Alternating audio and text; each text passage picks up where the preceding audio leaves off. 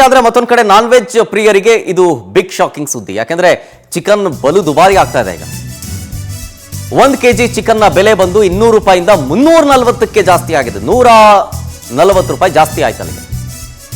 ಕಳೆದ ಡಿಸೆಂಬರ್ನಲ್ಲಿ 1 kg chicken ದರ ಬಂದು 200 ರೂಪಾಯಿ ಇತ್ತು. ಈಗ ನೋಡಿ ಹಿಂಗೆ ಆಯ್ತಾ ಹೋದ್ರೆ 370ರಿಂದ 380 ಆದ್ರೂ ಅಚ್ಚರಿಗಿಲ್ಲ ಮುಂದಕ್ಕೆ. ಮೋಸ್ಟ್ಲಿ ಇದಕ್ಕೆ ಹವಾಮಾನ ವಿಪರೀತ ಕಾರಣ ಇರಬಹುದು. ಅದಕ್ಕೆ ಸಾಕಾಣಿಕೆ ಕುಂಠಿತ ಆಗಿರೋದ್ರಿಂದಾಗಿ ಬೆಲೆ ಏರಿಕೆ ಆಗಿದೆ. 200 ರೂಪಾಯಿಂದ 340 ರೂಪಾಯಿ ಏಕ್ದಮ್ ಜಾಸ್ತಿ ಆಗಿರೋದು.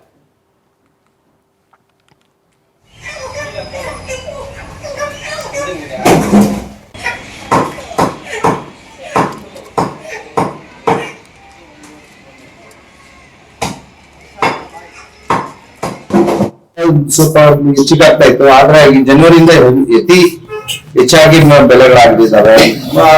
ಸ್ಟಾಕ್ ಇಲ್ಲ ಅಂದ್ಬಿಟ್ಟು ನಾವೆಲ್ಲ ತಿಳುವಳಿಕೆ ಕೇಳಿದ್ರೆ ಸ್ಟಾಕ್ ಇಲ್ಲ ಅಂತ ಹೇಳ್ತಾ ಇದಾರೆ. ಸ್ಟಾಕ್ ಇಲ್ಲ ಅಂದ್ಬಿಟ್ಟು ಅವಾಗ ಚಿಕನ್ ಬೆಲೆ ಇಷ್ಟ ಒಂದಾಗಿದೆ ಅಂದ್ಬಿಟ್ಟು ಎಲ್ಲ ಇದ್ ಮಾಡ್ಕೊಂತಾರೆ. ಆದ್ರೆ ವ್ಯಾಪಾರ ಅಂತೂ ನಡೀತಾ ಐತೆ. ಆದ್ರೆ ಬೆಲೆಗಳಿಂದಾನೇ ನಮ್ಗೆ ತೊಂದರೆ ಆಗ್ತಾ ಇರೋದು. ಆಂಧ್ರ, ತಮಿಳ್ನಾಡು, ಈ ಕೇರಳ ಯಾವಾಗ ಒಂದ್ಸತಿ ಬರ್ತಾ ಇತ್ತು, ಅದನ್ನು ಬರ್ತಾ ಇಲ್ಲ ಅಂದ್ಬಿಟ್ಟು ತಿಳುವಳಿಕೆ ಬರ್ತಾ ಇತ್ತು ನಮ್ಗೆ. ಈಗ ಅದ್ ಬಂದ್ರೆ ಅಂದ್ರೆ ಸ್ವಲ್ಪ ಬೆಲೆಗಳು ಕಡಿಮೆ ಆಗುತ್ತೆ.